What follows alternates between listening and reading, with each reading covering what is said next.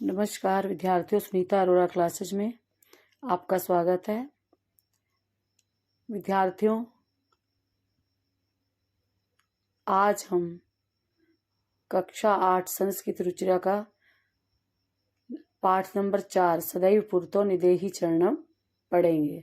सदैव पुरतो निदेहि चरणम मतलब सदा आगे ही कदम रखो। सदैव मीन्स सदा, हमेशा, पुरतो मीन्स आगे, निदेहि मीन्स रखो और चरणम मीन्स कदम।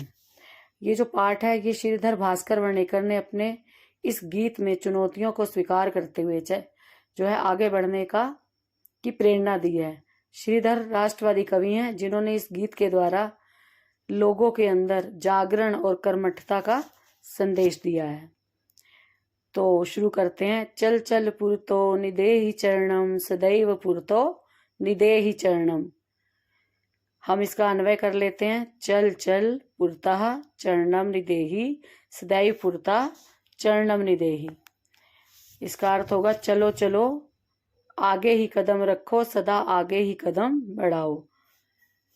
गिरिशिखरे ननु निज निकेतम विनेव यानम नगार रोहणम बलम स्वकीयम भवति साधनम सदैव पुरतो निदेहि चरणम। इसका अन्वय कर लेते हैं। ननु गिरिशिखरे निज निकेतम यानम बिना एव नगार रोहणम स्वकीयम बलम साधनम भवति सदैव पुरतो चरणम निदेहि। देखो, यहाँ पर कवि कहता है कि जो हमारा घर है, मतलब अर्थात हमारी जो मंजिल है, जो हमारा लक्ष्य है वो बहुत दूर है। तो कवि कहता है कि निश्चय ही पर्वत की ऊंची चोटी पर अपना घर है, अतः बिना वाहन के ही पहाड़ पर चढ़ना है।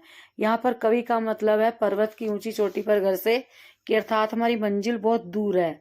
हमारा लक्ष्य जो हमने पाना है उसके लिए हमें ही मेहनत करनी पड़ेगी, अपने ही बल से हम उस लक्ष्य को पाएंगे।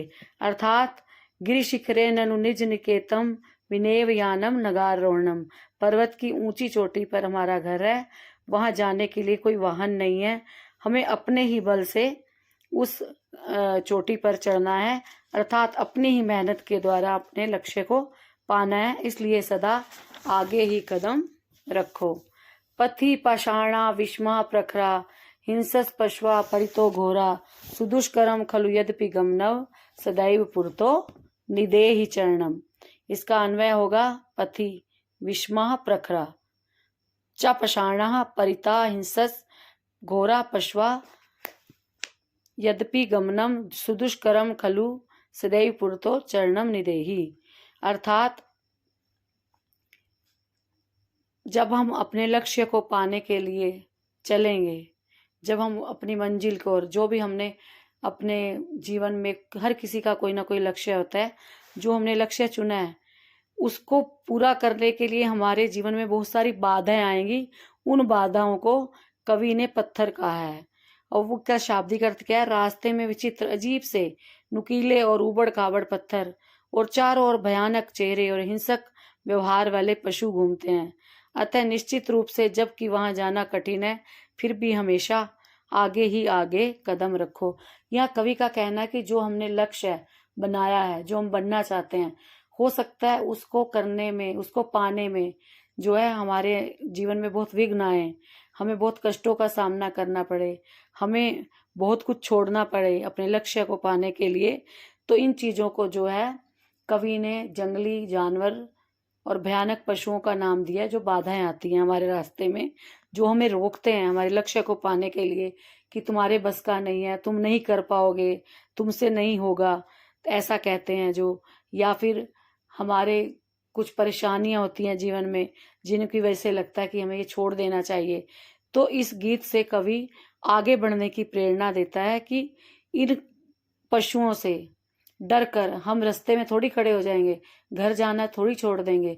मतलब अर्थात जो हमारी मंजिल है उसे छोड़ना नहीं चाहिए, आगे ही बढ़ते रहना चाहिए। चाहे जितनी भी मुसीबतें आ जाएं, अपने लक्ष्य को हासिल करने के लिए उससे संबंधित जो हमने लक्ष्य चुना है, कठिन परिश्रम करना चाहिए। आगे कवि कहते हैं, जिही ही भीति भज भज शक्तिम विदेहि राष्ट्रे तथा अनुरिक्तम कुरु कुरु सत्यम ध्येय स्मरणम सदैव पुरतो निदेहि चरणम। इसका अन्वय होगा भीतिम जिहि शक्तिम भज तथा राष्ट्रे अनुरिक्तम विदेहि। सततम ध्येयम स्मरणम कुरु कुरु सदैव पुरतो चरणम निदेहि।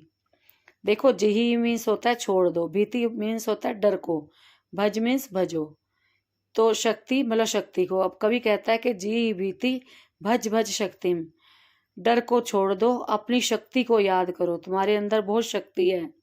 और विदेही राष्ट्रे तथा अनिरुक्तम, और अपने राष्ट्र से प्रेम करो, अपने देश से प्रेम करो, और लगातार जो है अपने उद्देश्य को पाने के लिए कोशिश करो, अभ्यास करो। सतत अर्थात लगातार अपने उद्देश्य को याद रखो, अपने उद्देश्य को याद करते हुए उस लक्ष्य पर पहुंचने के लिए हमेशा आगे ही कदम रखो।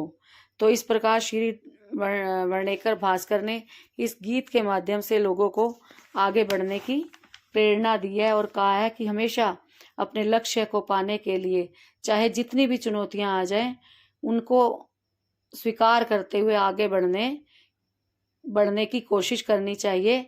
और इस कोशिश में हम जरूर कामयाब होंगे।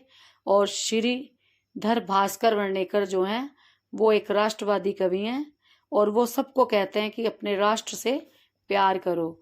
इस गीत का संदेश है कि अपने लक्ष्य को पाने के लिए चाहे कितना भी कठिन कार्य करना पड़े, कितनी भी मुसीबतें झेलनी पड़े, आपने जो लक्ष्य चुना है उसे पाने से पीछे नहीं हटना चाहिए। यही इस गीत का संदेश है और उन्होंने लोगों को जागृत किया है। धन्यवाद।